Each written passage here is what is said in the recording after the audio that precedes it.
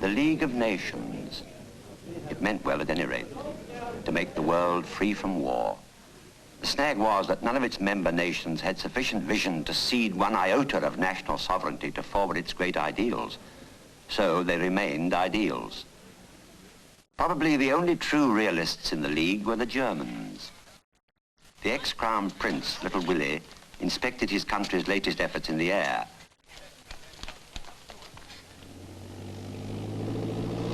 Germany was forbidden an air force, but that didn't prevent her designers learning and developing, just in case that one day it all might come in useful.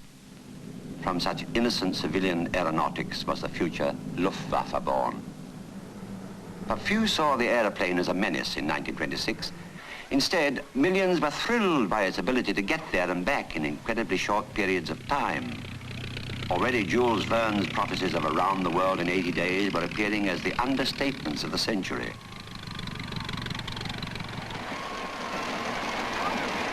What excitement there was in London when crowds welcomed back to Britain a famous flyer who had covered 16,000 miles to Cape Town and back in record time, Sir Alan Cobham.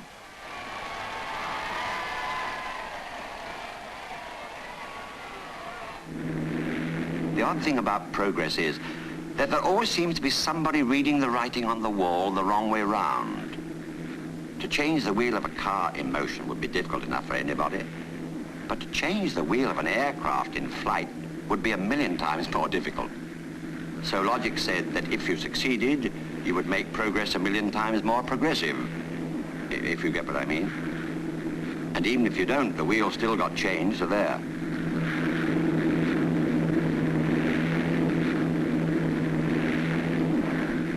Well done, sir. Or is it madam? In 1926, a flying boat arrived back in Spain after a record flight to South America, there to be given a royal welcome.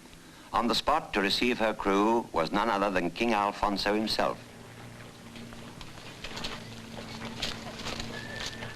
The chief of the intrepid birdmen, the Comandante Franco. Yes, people were using the air to get places, and we don't mean merely geographically. And on the subject of rising dictators, somebody in Italy made Mussolini rise in wrath by hitting him on the nose with a bullet. Note the plaster. That's not the short, sharp shout of our story, but all the same, taking one consideration with another, a dictator's lot is not a happy one.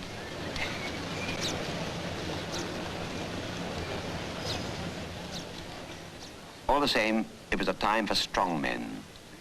In one European country after the government had drifted from one crisis to another, a retired military man re-entered public life to take over. History repeats itself. No, not France in 1958, but Poland in 1926. And the leader who stepped in was Marshal Pilsudski. In 1925, a military coup in Greece put a General Pangalos into power. Another threw him out again. Yet another failed to put him in again.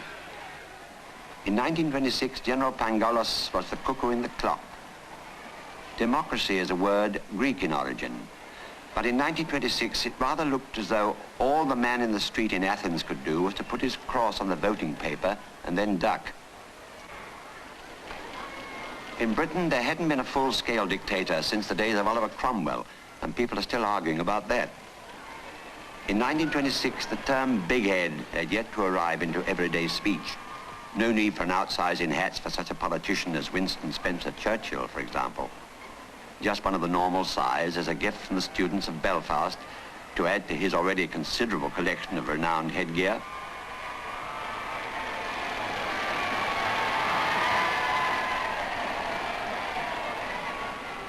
No dictators, yet here was a man who was one day to wield more power than most dictators would ever dream of wielding, just by knowing how far to go and how far not to go.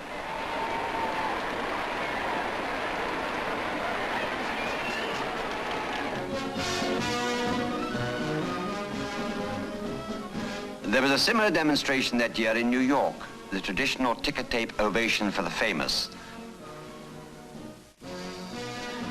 The subject of all the cheers and excitement was a young lady, Miss Adele, the first woman to perform the feat of swimming the English Channel. They tell me that nowadays most Americans make the trip by air. Jean Tunney and Jack Dempsey. This was the time of their memorable battle for the heavyweight championship of the world in which Tunney triumphed. In 1926, the hard way to fame seemed to be the most popular. Worked off something, one supposes. What innermost emotions makes a man desire to bend iron bars around his neck? Too many overstarched collars, I suppose.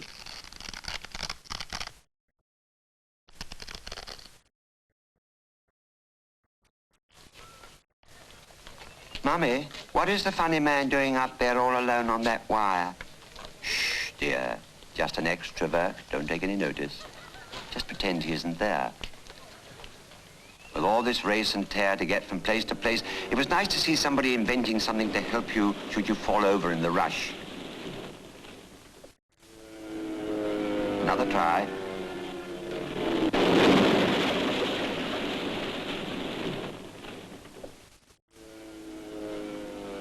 And yet again.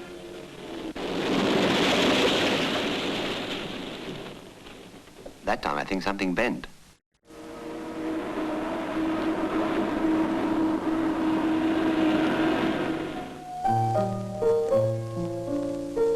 To get there quickly or to stay where you were and keep moving. To dance for a week without stopping, such was the ambition of many, if you could call it dancing.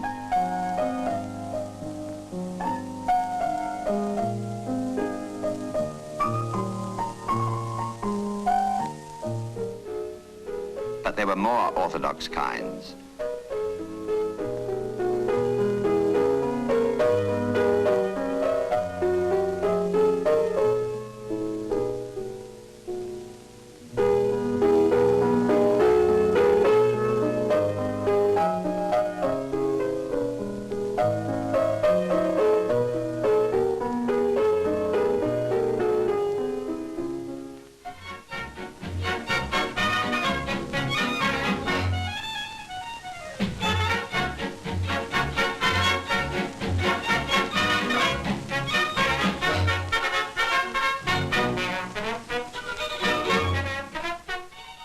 At the start of this program, I mentioned a short, sharp shower.